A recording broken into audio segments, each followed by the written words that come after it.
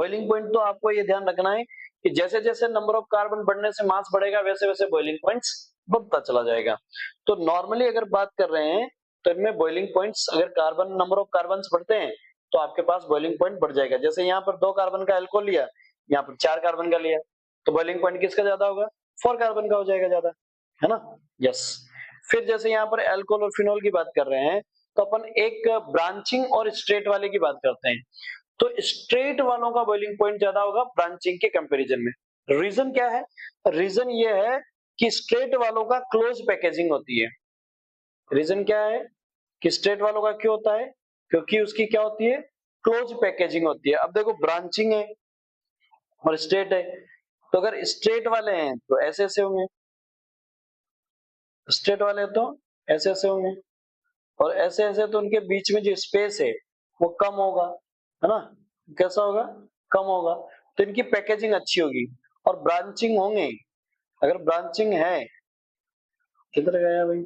हाँ, ब्रांचिंग है तो देखो पहले वाले में मान लीजिए ब्रांचिंग है ऐसे ऐसे, फिर दूसरा बनेगा तो ये ब्रांचिंग ऐसे, है ना? तो इसमें क्या होता है?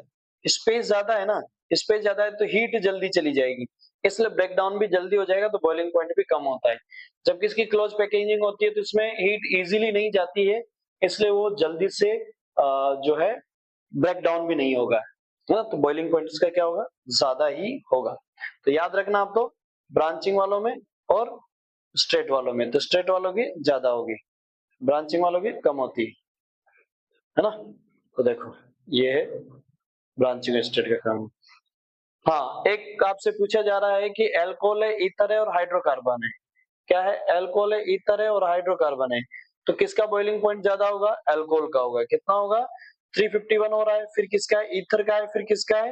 हाइड्रोकार्बन। तो हाइड्रोकार्बन में O नहीं है और अल्कोहल में O के साथ H है, ईथर में H नहीं है, ध्यान रखना। तो O होने से ईथर में अट्रैक्शन होगा, लेकिन उतना अच्छा अट्रैक्शन नहीं होगा और पोलराइजेशन कम है। लेकिन अल्कोहल में O के साथ H होने से इलेक्ट्रोनेगेटिविटी डिफरेंस ज्यादा है, इसलिए पोलराइजेशन ज्यादा है, अट्रैक्शन अच्छा है, और वहां पर एक बॉन्ड फॉर्मेशन हो रहा है, हाइड्रोजन बॉन्डिंग। क्या है? Hydrogen bonding. तो आपसे अगर रीजन पूछे why the alcohol having high boiling point than the ether and hydrocarbon, तो what is the reason of this? तो क्या बोलोगे आप? सिंपली क्या आंसर आंसर दोगे? Your answer will be because the alcohol have hydrogen bonding between the molecules. क्या है वहां पर? हाइड्रोजन बॉन्डिंग है मॉलिक्यूल्स के बीच में, है ना? ये ध्यान रखना। तो इसका रीजन क्या है? हाइड्रोजन बॉन्डिंग है। इस तरह से हाइड्रोजन बॉन्डिंग